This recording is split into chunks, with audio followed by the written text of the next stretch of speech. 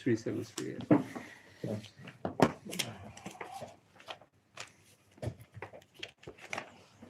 Okay, we're ready. We're starting. I'm sure we're all saddened deeply by the loss of one of the members of our nation. Very brave young man, very dedicated, very idealistic. Eliyahu K. May God avenge his blood. The streets of Yerushalayim, leading to the holiest place on earth, has seen too much bloodshed for members of the Jews. His funeral today is a little delayed. It's only going to be around 12:30, 1 o'clock for anyone else interested in going or watching it.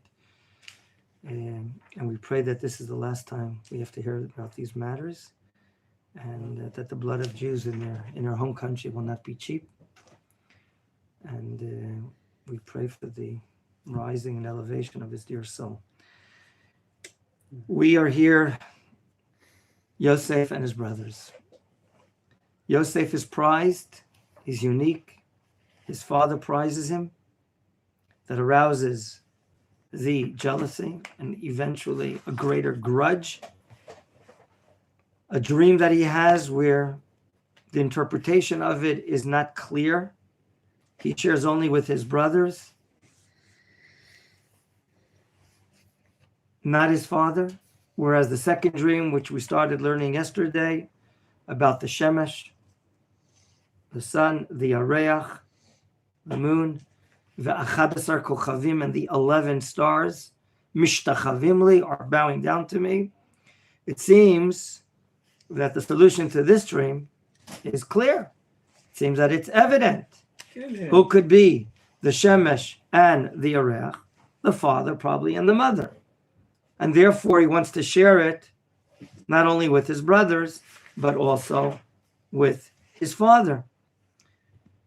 And we decided, in our understanding, based upon the great medieval commentators, that Yosef, although he may not have understood the first dream, although it has agricultural pertinence, but the second dream seems to be clearly that his brothers will be serving him, bowing down to him. And maybe this is a nevuah, a prophecy. Whereas when he tells his brother and father, let's read Pasuk Yud, verse 10, Vayisaper el aviv v'el achav, as he tells his father and his brothers, Vayigarbo aviv. How did they translate the word ligorbo? What word did they use? Rebuking him. They don't like it. But why? Could it be because he is causing further lack of sentiments between the brothers? And he says to his son, Vayomer lo, Ma chalom hazeh shechalamta, as if it can't be true. Havo navo, meaning I will also be bowing down to you, doesn't make sense.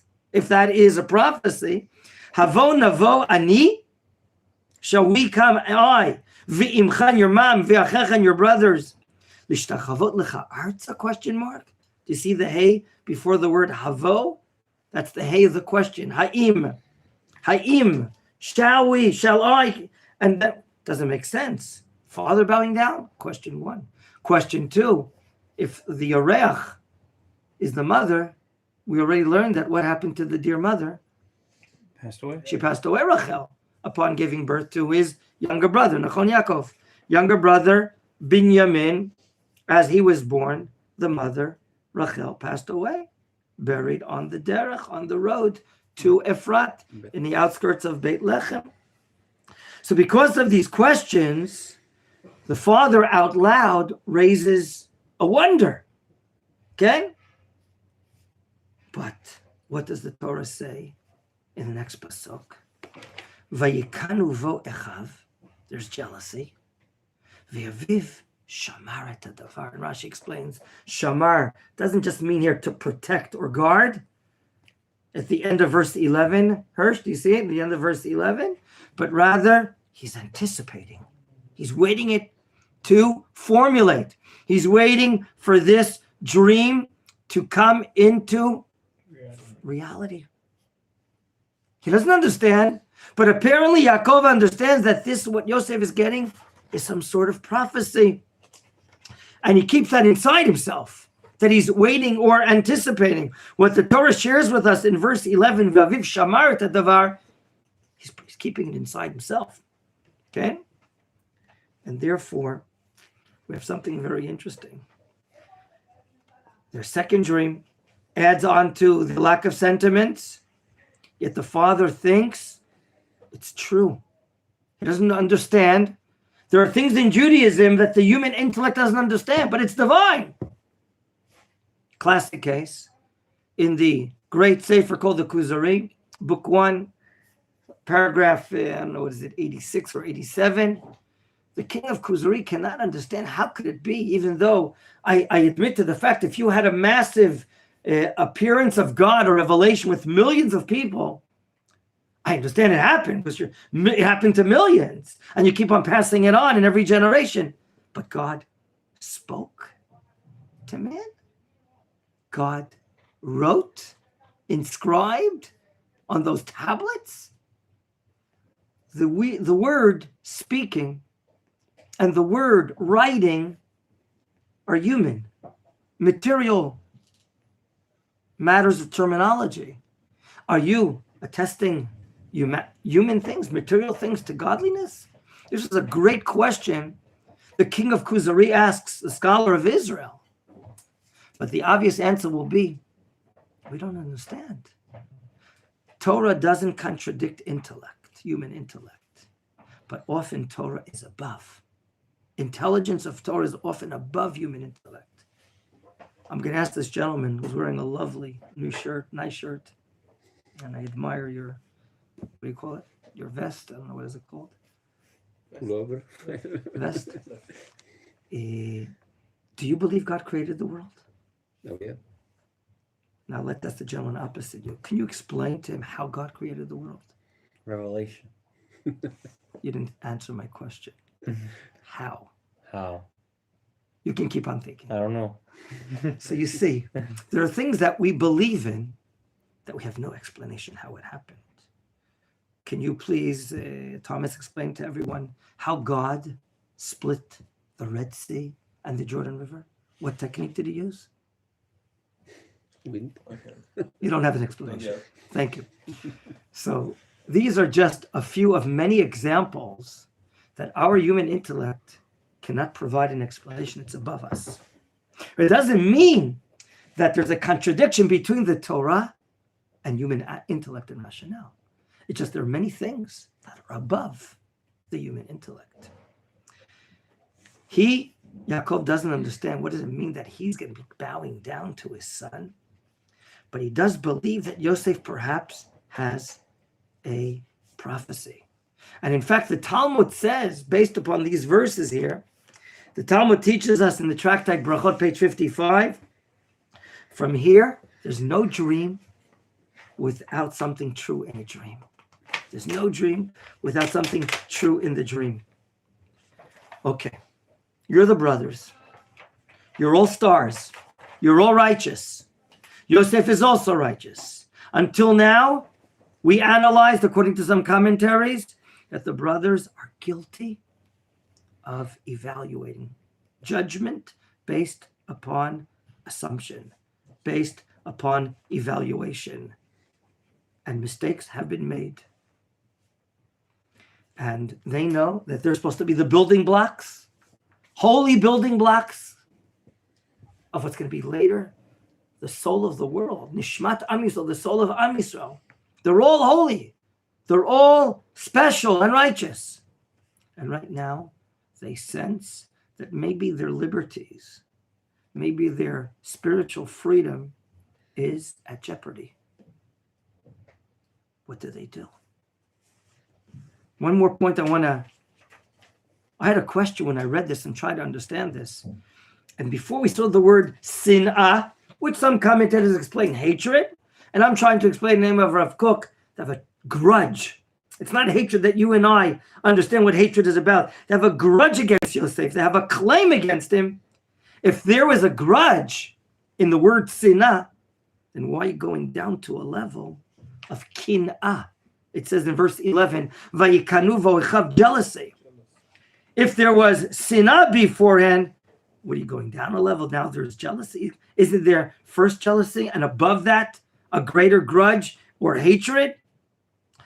The Or HaChaim HaKadosh, one of the great scholars that came out of Morocco, died at a very young age in his 40s, but it was so expansive in his great Torah scholarliness. He says that if Yosef, according to his dreams, is now affecting also his father, which is not logical, then the brothers are beginning to say, uh-oh, maybe there's something to his dreams. Maybe this is something that we don't understand. That's from where? From heaven, from Shamayim. That's what the Or HaChaim says. And that's why there's kin'ah. There's like envy and jealousy. Maybe what he's saying is true. Let's get out of here. Pasuk Yud Bet, verse 12. Vayelchu echav. They make a choice. They make a decision. Let's go. Where are they going? Lir'ot. Follow the Hebrew. Lir'ot etzon avihem b'Shechem. They're going to shepherd their father's sheep in Shechem. Excuse me? What's the name of the parsha that we're learning? Vayeshev. Vayeshev. One more time. Vayeshev. Right. And where are they? Where's Yaakov dwelling? Where his father lived. Which town is that? Hebron. This way or that way or this way? North. South. Hebron is south. That's right. Hebron is south. Right? Hebron from here is at least 40 kilometers, something of that nature. Okay? Hebron. And now, where are they traveling to, Renat? Okay. Which way is that? North. A few, just outside? Yeah, there's a little bit. A little bit? Yeah. Tell everyone how little bit is. 60, 50? It's more than 50 kilometers, my friend. I need some arithmetic skills. 45 and another 55, 60 is approximately how much? In something. In math, simple math. How many kilometers are we talking about? 100-ish. 150. Do you understand what I'm asking? Where are they going? They want to go apart. They want to distance themselves. How far do they go? 100. Use a superlative, please. 3 days journey. Very far. Yeah. Very far. Would it be 3 days or longer? 2 days, 3 days. 100 kilometers is 3 days journey. They're not, maybe they are Sayeret, maybe they're one of the fighting units, and maybe they can. Shimon and Levi are real fighters, right? My dear friends, is there a printing error from the printing press on the top of the word et? Yeah. What do you find? Amos? Circle. 2 dots. 2 dots and circle. Right, so 2 dots. The circle is just a footnote to tell you Oh, okay. that it's over there. But it's something where I not see. It's in your Chumash as well, Russell? Yes. Is that a mistake, a publishing mistake? No, not at all. That's not a mistake. Sorry, just to clarify, Israel is going to Hebron and Yosef is going to Shechem? Slowly. The beginning of the Parsha, we learn geographically, Yaakov remains settling the land of his fathers. And in particular, is living where Yitzchak was living in the city of Hebron. Yes. Now, because of this great conflict, the brothers decide we got to get out of here. But how far do they have to get out of here? They go very far. That's where I'm asking a question. And that question, perhaps, is the answer in the oral tradition. We have 2 dots to hint to an idea on the word et. Do you see in your Chumash, Hirsch, the word et with 2 dots upon it? Which verse? It's in Pasuk Yud Bet, verse 12. And therefore, our sages say, and it's brought in the Gemara, or the Midrash rather, that they're not going to shepherd their father's sheep. By the way, when did the father take some sort of title or ownership in Shechem? He owns the land. I can't hear you. He owns the land. he owns land in Shechem. Yaakov purchased land for 100 kesita, Yeah. which later becomes the prized burial site of Yosef HaTzadik. So he has property. Maybe he wants to, he has sheep there. Maybe he has a stable there. And the brothers now are going, but so far away. So the word et, they're not going just to shepherd their dad's sheep. They're going to shepherd themselves. They're going to protect themselves. And for that reason, they're going far, far away. And a question we should raise, why would they choose the city of Shechem? But maybe the answer is simple. What was demonstrated when Yaakov, after 20 plus years, if not 34 years, was not in the land of Israel? What event happened in Shechem as far as the relationship of the brothers? What did they show there? Strength. What did they sense there? Strength, what else? Camaraderie. Comradeship, fraternity. They have a sense of unity in Shechem. They were terribly insulted, terribly hurt, the fact that their sister was raped. And there they showed unity or fraternity. Even if we say it was Shimon and Levi only, but the others knew about it more or less what was happening. They didn't prevent it. They showed fraternity. Only their Abba, Yaakov, objected. What are the neighbors going to say? So maybe Shechem has powerful spirituality in it, that could be a place that could unite the Jewish people in the future. It united Shimon and Levi and the brothers, and apparently now it's uniting everyone. And maybe they can find a sense, a place of rest, peace, spiritual, intellectual tranquility, how they're going to be building the Jewish people. And then, out of the blue, Pasuk Yud Gimel, Vayomer Yisrael, please follow the Hebrew. Vayomer Yisrael Yosef, hello, surely Achecha, your brothers, Ro'im B'Shechem. Lecha, get going. Lecha Dodi, Lecha. Ve'eshlachacha alei, I'm going to send you. I'm going to give you a mission to them. Why? I'll tell you in a moment. Are you ready? Vayomer lo, hineni. What you read yesterday, hineni. I'm ready. Hineni.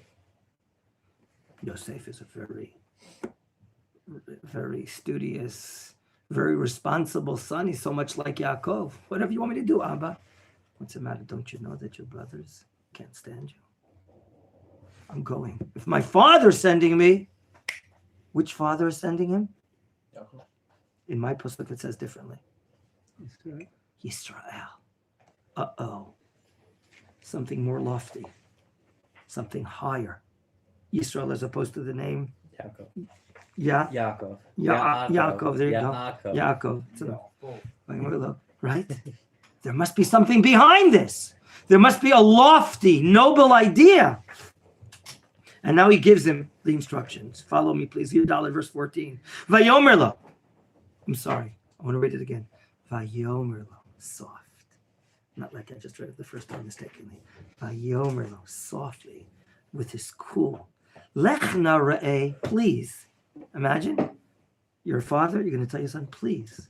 Isn't that proper? Lech na ra'eh et shlom hatzon. Shlom achecha. Please go see how your brothers are doing. Vet shlom hatzon, and the property, the sheep there, how they are. Vashiveni davar. 2 missions. 1, see how the brothers and the property is doing. And number 2, See how the flock is doing.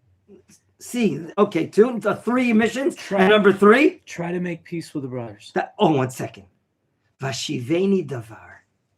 Give me a reply. Come back. Sounds really, wow. We have to delve into this, understand this. What's going on? I'm sure Yaakov knows what's going on between the brothers. Yet, we'll try to reflect upon this. We touched upon this yesterday briefly. We're going to touch upon it a little more. It's Yisrael sending. So we're going to ask, why does the Torah change the text here and say Yisrael? Other times it's Yaakov. We're going to get to that. And now the Torah says, Vayishlachei, when he sent him, Me'emek Chevron, from the valley of Chevron. Vayivoshchem, and he goes. I beg your pardon. Topographically, you may know. You've traveled to Hebron. You told me. Hebron is in the valley? Rather? In the mountains. 800 meters above sea level. We're not talking about, valleys. Did you get that question, Ariel? Hebron is on the mountain, but it says that Yisrael is sending Yosef from the valley of Hebron. Okay, another question we're going to have to answer. And we're continuing. The suspense rises. Pasuk Tedvar, verse 15, finger on the place. Vayimtza'ehu ish. Is it say your Chumash? And Yosef finds a man? Is that what it says by you? And a Yeah. certain man found him. Excuse-moi. What does it say by you? It says, it's certain in brackets, but and a man found him. Oh, I thought I was going to say that. Mm. So let's see what's going on here. Vayimtza'ehu ish. Someone found him. V'hinei ta'eh b'sadin. He's off the derech. He's getting lost. Who's he? Yosef. He's on a field. He's off of the road. Vayishaleu ha'ish lemor. And a man asks him, Matu Vakesh, what are you looking for? Did Yosef say, I'm looking for someone? No, this is an angel. 1 second. Does it say that Yosef says, I'm looking for someone? No.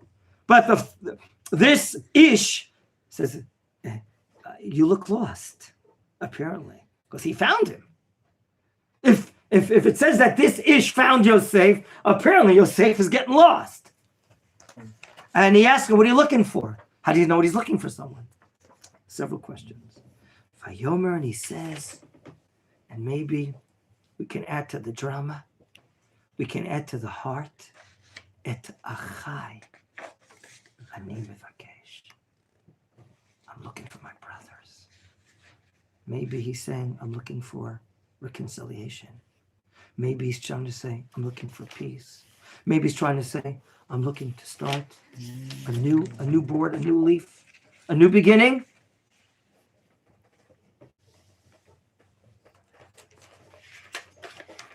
I learned a wonderful piece of Torah from one of the great Tanakh teachers that came out of the Rav Kook Yeshiva, one of the builders of Gush Etzion, Rabbi Hanan Porat, in righteous blessed memory. I met him a few times. He's a tremendous Torah scholar in blessed memory. We're now beginning, and I want to share this piece of Torah with you. We're about to learn about 22 upcoming years that are going to be saturated with difficulties, afflictions, from the time right now of the sale of Yosef by his brothers in the valley, not in Shechem, but he's going to go even further north in a valley called Dotan, until finally we get up to this meeting of reconciliation between all the brothers in the land of Israel. Wow, what a long road he has in front of him, Yosef. And you thought you had difficulties in life. Okay? Vayeshev and the next Parsha, Miketz and Migash, will give us the details of all these happenings and events. And before we give more of a narrative, look how persistent Yosef is. After he says, I'm looking for my brothers, Hagida Nali, tell me please, Efohem Roim, where are they shepherding? Excuse me, Haim, they? What does this Ish have to know? Who his brothers? How many? What do they look like? How do they part their hair? What color jersey are they wearing? It's a weird dialogue. Vayomer Ish, in verse 17, Nasu Mize, they're not here. Nasu, they traveled. In which direction? North, further north. Kishamati Omrim, I heard them saying, I'm reading verse 17, Nelcha Dotaina, let us go to the place called Dotan. Pronounce it again. Dotan. Dotaina to Dotan, further north, not far from today, the town called Ganim, what they call in Latin Jenin. Ganim, Jenin, as it's written in Yirmiyahu, Jewish town during the first temple period. What does Yosef do? He doesn't say, well, let me make a U-turn because I didn't find them. says, I'm going to be persistent. My father sent me on a shlichut, on a mission. I'm not going to give up. I want to go. I want to find maybe a new start. Vayelech Yosef achar rechav, vayimtzeim, and he finds them. Bedotan. Before we read about another misevaluation, before we read about a misassumption, another mistake on the side of the brothers, let's understand what the Torah is telling us here. These three psukim that we just read now, verses 15, 16, and 17, where the message is to go find what's going on with your brothers, the sheep, and bring it back. We read about a very innocent story that arouses, Rav Porat writes, it arouses our wonder. You know, what do we need this description for? Even when you travel, Thomas, or you, Russell, and you're going to a new place, you often go to the information booth, or you see a stranger, would you please tell me where this street is or that street is, right? Let's move it. It's a terrible thing. We would like to indulge in the conversation and add social ties and not just look at a plastic machine, but ask someone on the street. So what do we need? Why is the Torah dedicating 3 verses to a common episode that when you're looking for help, you stop off and ask someone, can you please tell me where this is? Why is the Torah bringing it? I want to share with you 2 wonderful answers regarding this. One, the Rashbam, who's a more simplistic understanding, and then the Ramban that tries to get what's going behind the scene. The Rashbam teaches us here, you know what the Torah is coming to teach us, educate us? How attached, how persistent Yosef is to do a role that his father tells him to do. Because of the importance and value of Yosef. He didn't turn around and go back to Abba once he arrives in Shechem, yet he doesn't find his brothers. Rather, he goes further. He's searching. He's on a mission to find it. And therefore, even though he knows that his brothers are envious of him, even though he knows that his brothers are not getting along with him, he knows he must fulfill the mission. My father knows best. It's Yisrael. Go see how they're doing. Vashiveni davar. And bring back to me a davar, a report. That's one understanding why the Torah is writing this innocent story of someone finding him. The Ramban, in his commentary to the Torah, brings an additional answer, something more deep, something more fundamental. And he says, God's decree is true. God provided for Yaakov Avinu a traveler's guide in the middle of the road, on the field. He brought him this traveler's guide, and this is exactly what our sages intended to say. The Ish mentioned here, and the Ish mentioned in other places are Malachim, angels, that they're not there for naught. But rather, he quotes Psalms, Va'atzat Hashem hi takum. The counsel of God will be established. In other words, according to the Ramban, this episode of the meeting up of the Ish is coming to teach us that above this human story of family matters stands a very important fundamental point of Judaism, and that is what we call hashgacha elokit, divine supervision. God is supervising over this event. God is threading secretly, behind the scenes, all the details to this plot in order to bring, like we explained yesterday, in the name of the Rashbam even, all of these events will eventually bring the children of Yaakov Avinu down to Mitzrayim. And the Ish that's stated here, that seems like an innocent bystander, an innocent sojourner passing by, right? According to the words of Ramban, is a traveler's guide that Yosef didn't even know. He didn't have This is the information booth of the city of Shechem. Please ask me. He didn't have something on his chest or a card, what he's doing here. Rather, Yosef. Please open up chapter 45 in your Chumash. Chapter 45 in your Chumash to verse 8. Yosef retroactively looks back and analyzes these events after 22 years.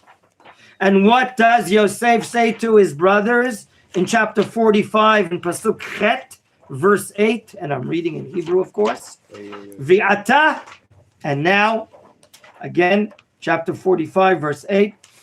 Vi'ata, and now, lo atem shelachtem oti hena.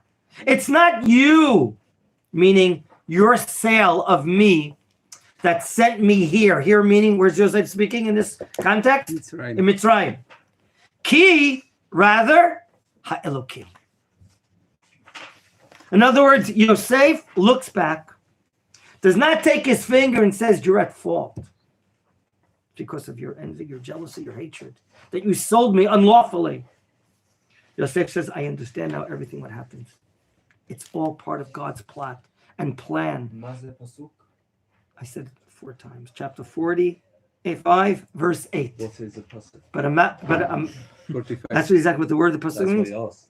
Pasuk means verse. I'm sorry. No. I know what pasuk means. Which- 45, How do you say 8. which? How do you say which? Eze pasuk. Eze pasuk. Okay. Eze pasuk. Therefore, what do we see here, gentlemen? That God is involved in this matter. The Ish is a malach.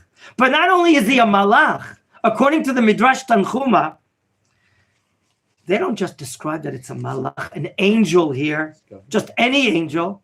Do you know in God's repertoire, how many angels does he have? 3. A lot. What is a lot? Thousands, tens of thousands, millions of angels. So we see 3 continuously. He says the angel here, That's Gabriel. and Rashi brings that Midrash Tanchuma here, is Gabriel. From the book of Daniel, he brings a source. When the Tanakh uses Veha'ish, it refers to a particular angel, Gabriel. So what? Without getting into the secrets of angels, okay? No, I don't know about the secrets. Don't purge me after sure. Come on, give me all the secrets. We must state that the angel called Gabriel, that appears as a gever, like in a very masculine appearance, he expresses the attribute of courage. Courage that's related to difficult laws, dinim. In other words, Yosef is going to go through a very hard life. He's going to go through a lot of din, right? You've heard that word before, Ariel, correct? Yeah. Gabriel is the angel of courage, of gvura. Gvura is someone that has to meet up often with difficult situations in life, dinim. And he's the one that has to point the direction in the path of gvura, which is going to be the path of affliction, the path of pain. He's about to meet up with his brothers. And therefore, Yosef doesn't give up. I want to put a few things together. Look at the fact that I purposely asked Noam. I played a game with him. I asked, who did Yosef find? He says, Yosef didn't find anyone. It says in Pasuk Tedvav, you correctly explained, Vayimtzeu ish. We asked the question, who found who? And it is the Malach found Yosef. Okay? And notice to Yosef doesn't know that it's a Malach. And here's this anonymous ish off of the road on the field. And he turns to Yosef and asks, what are you looking for? What dost thou seek? What does that mean psychologically? What are you looking for? What does the ish understand? That he's searching for something. Mm-hmm. Yeah. That means you can see on his face, you can see in the heart of Yosef that he's lost in the field. And maybe his facial expression we could understand or construe from the words of the Chumash, that even without asking, I'm looking for someone, it's clear that he's in trouble. He's troubled. He's not finding his brothers. He was given clear instructions that they're going to be in Shechem, and he's probably searching and searching. He's off of the road, getting lost. And the question of the ish arouses a trouble going on in Yosef. Mativakesh, what are you looking for? Inside this is something even more deep. Reveal to me, the ish is saying, what's hidden in your hearts? What's troubling you? What's bothering you? And the answer that he gives, Et achai ani mevakesh, et achai anochi mevakesh. It's a famous song of Yonatan Razael with these words. What's Anochi? It's interesting. It's a very literary way of saying ani. My dear friends, listen to the words. Listen to the echo. Listen to the pumping of his heart. I'm looking for my brothers. In other words, achai, my brothers, my fraternity, the love that I have for them. This is a very emotional expression. I'm looking for my brothers. He could be very stormy inside. I want to see them. I want to be with them. I want to open up a new relationship with them. Now, there's no doubt that they think otherwise. For that, they went so far away. Here, we have these, you learn calculus. You made a calculation. It's about 100 kilometers, right? That's a tremendous distance between the two. So parallel, are you with me? Parallel to the sentiments, to the feelings or emotions of Yosef that could be explained this way, that he's looking to make a new reconciliation, a new start. Parallel to that, let's read what the brothers are accusing him of. Pasuk Yudchet, verse 18. Vayiru oto merachok. They have binoculars. They see him from a distance. They know what he looks like. He's maybe alone. Maybe they're at a higher place, there's a lower place. Uveterem yikrav aleim. And prior to he getting closer to them, look at the last three words. Very instrumental. Yeah. Through human choice, we're going to understand why they will decide to do what they want to do, tragically to their brother. Vayitnaklu oto lamito. From Italy, one of the greatest Rishonim, the Sforno, one of the great Rishonim, his explanation here, adopted by the great Achronim Hirsch in Germany and the Netziv from Volozhin, they see grammatically that the words vayitnaklu oto, litnakel is to plot. But to plot, you take a preposition, ani mitnakel le, and not ani mitnakel et. Therefore, he explains, they made a court. There and then, the brothers. Do you see what I'm saying? You know, I can't believe it. He's coming to us. There, he explains this for no, and we're using this to explain. They judge and evaluate and assume, I know why he's coming. He's coming to get us. He's plotting something against us. That's what they decided. That's what they judged. Parallel, symmetrical. It's in contrast to the feelings of Yosef. Yosef is saying, Et achai anochi mevakesh. I'm looking for my brothers. I want to get a new start. And they are saying, uh-oh. Do you know why he's coming? Not for good reasons. He's coming to take away our liberty. He's coming to take away our colors, our shades, our ability to have equal investment in building what's going to be the nation of Israel. They sense that their lives, the spiritual lives of the tribes of the Jewish people, are now in jeopardy. Vayitnaklu oto lahamito, to kill him, meaning to take away their liberty, to take away their lives, their freedom.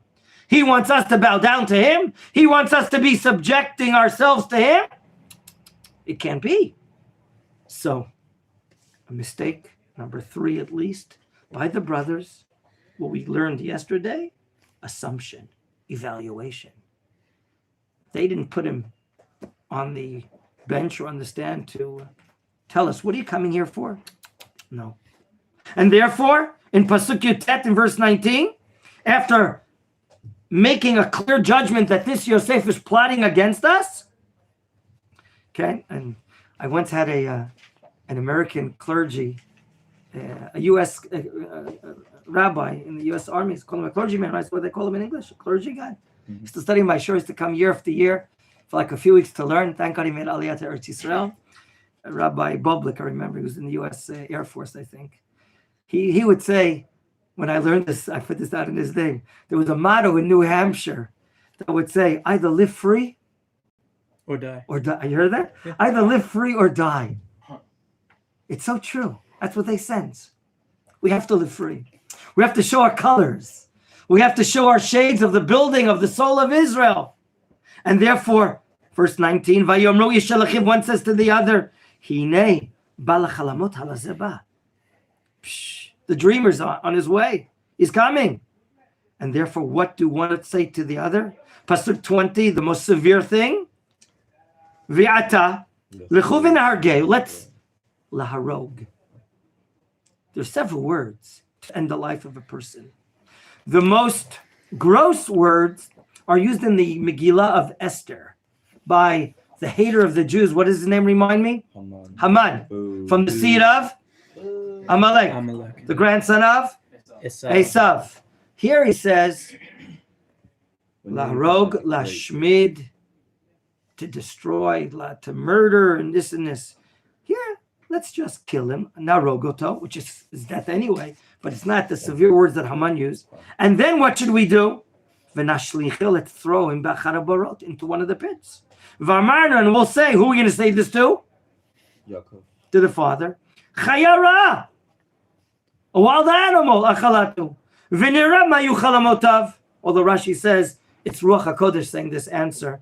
We'll see what's going to be with his chalamot, meaning they're still going to come. However, Reuven cannot stomach this suggestion.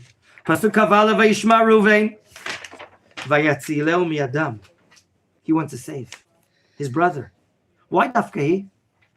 He's the oldest. And therefore he senses most responsibility. Vayomer, and he says to his brothers, Lo nakenu nafesh. We can't directly smite him. Well, if you're up against majority, unless you're going to persuade them with some rational alternative, how are you going to win? He has a plan. Vayomer alem Reuven, al tishpichu dam. Don't murder him.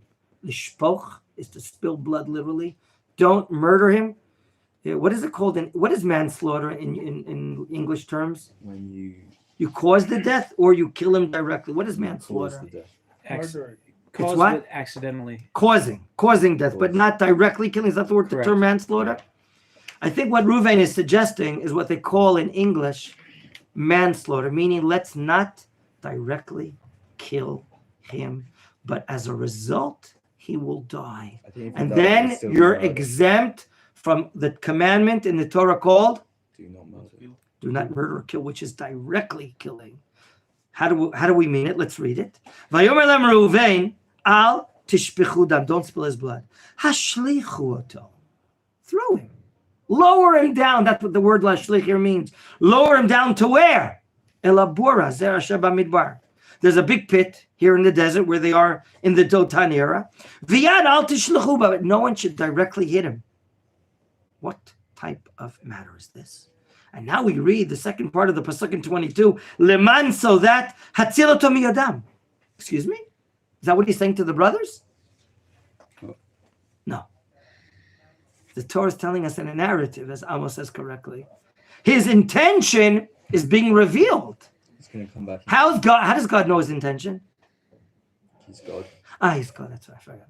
Right. Since Hashem is God, he knows what's going on in your heart right now, in my heart, in our hearts right now.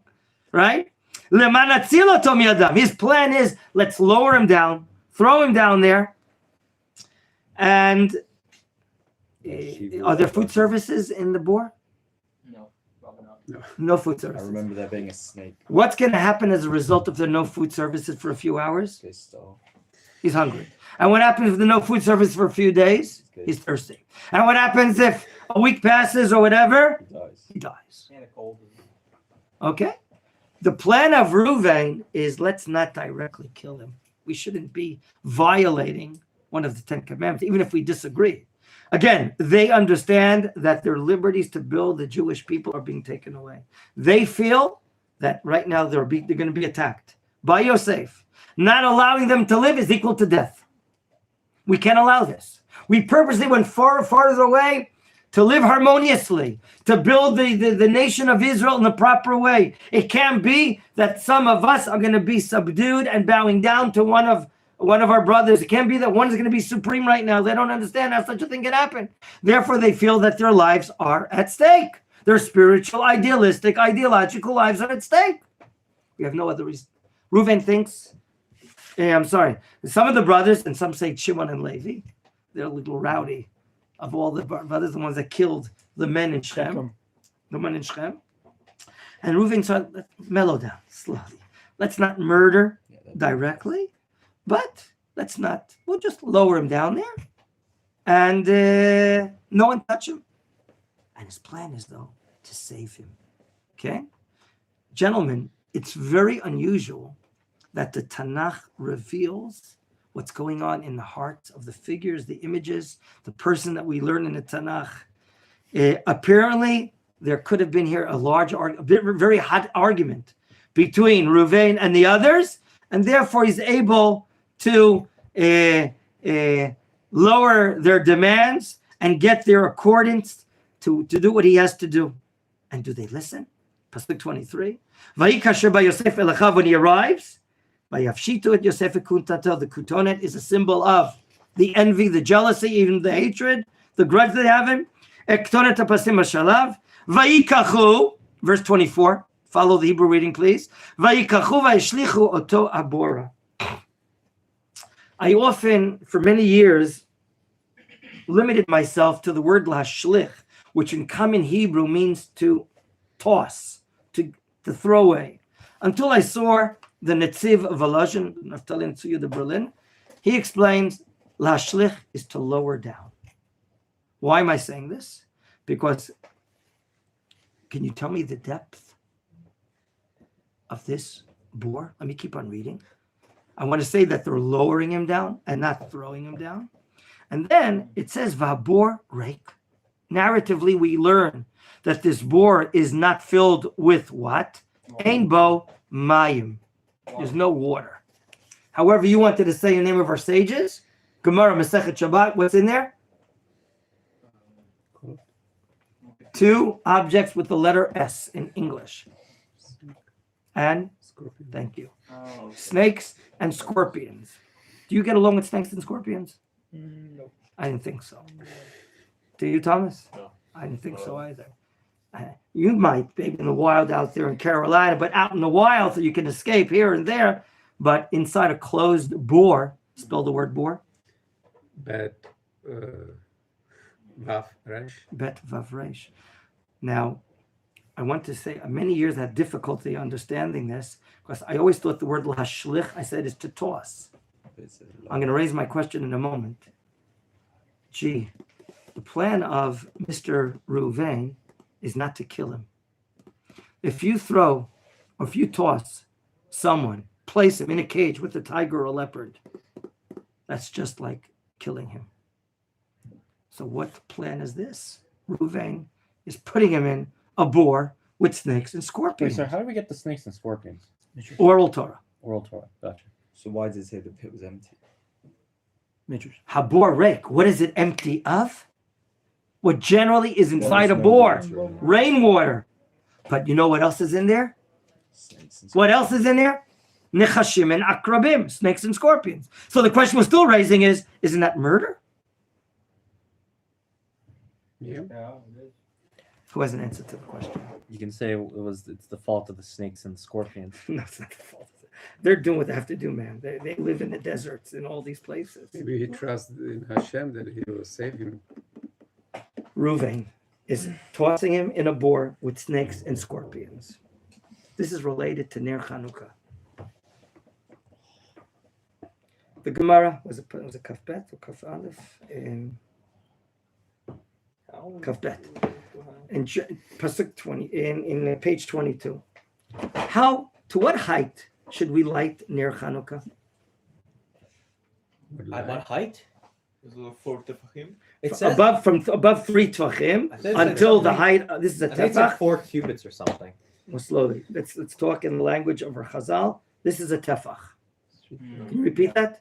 Tefach. It's about 8 centimeters. Above 3 tvachim, otherwise it's on the floor. People don't look on the floor, right?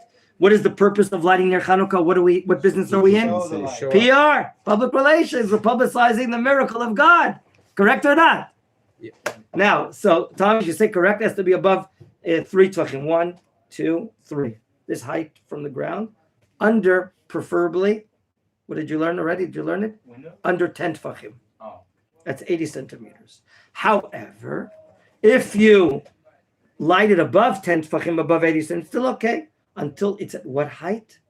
4 cubits? 20 amma. Would you show everyone your lovely looking amma? Very good. This is an amma. It's approximately 1/2 of a meter. The height, so 10 meters, 20 amma is 10 meters. If you place your Chanukiah at the height of 20 amma equal to 10 meters, you have not fulfilled your obligation. Why not? What's the purpose? So people see it. Is that how you walk in the street? What did your mother tell you when you walk in the street? Don't bump into poles? By what? By not looking up this way? That's right. Now, tell me the answer to the question we just asked. Ruvain lowers him into a boar. But we asked the boar has snakes and scorpions. What's the answer? 20 tefachim. Explain. 20 what? Not tvachim.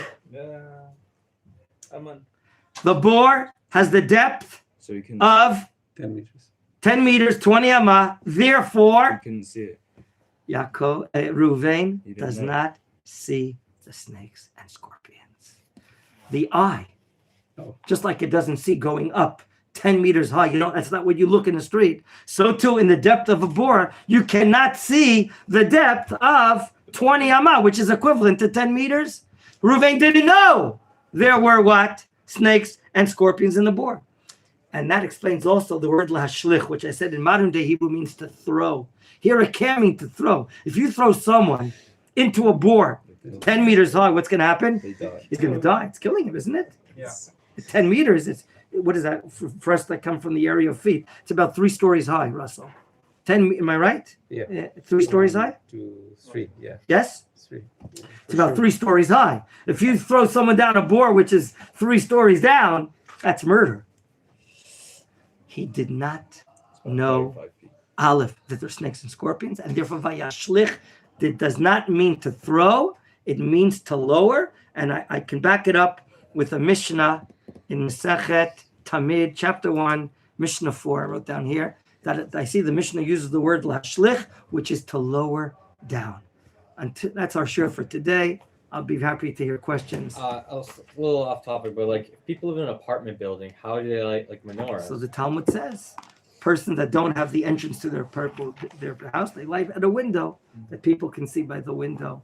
And that'll be public, persumanes, publicizing the miracle. Okay. Yes. The fight with the brothers and Yosef, since they're all Zadok's, it must be on a Torah matter. Could it be about the matter of the Bechor? Who is the rightful Bechor in the family? And it's I didn't understand your question. Bechor, the Firstborn? Yes, yes.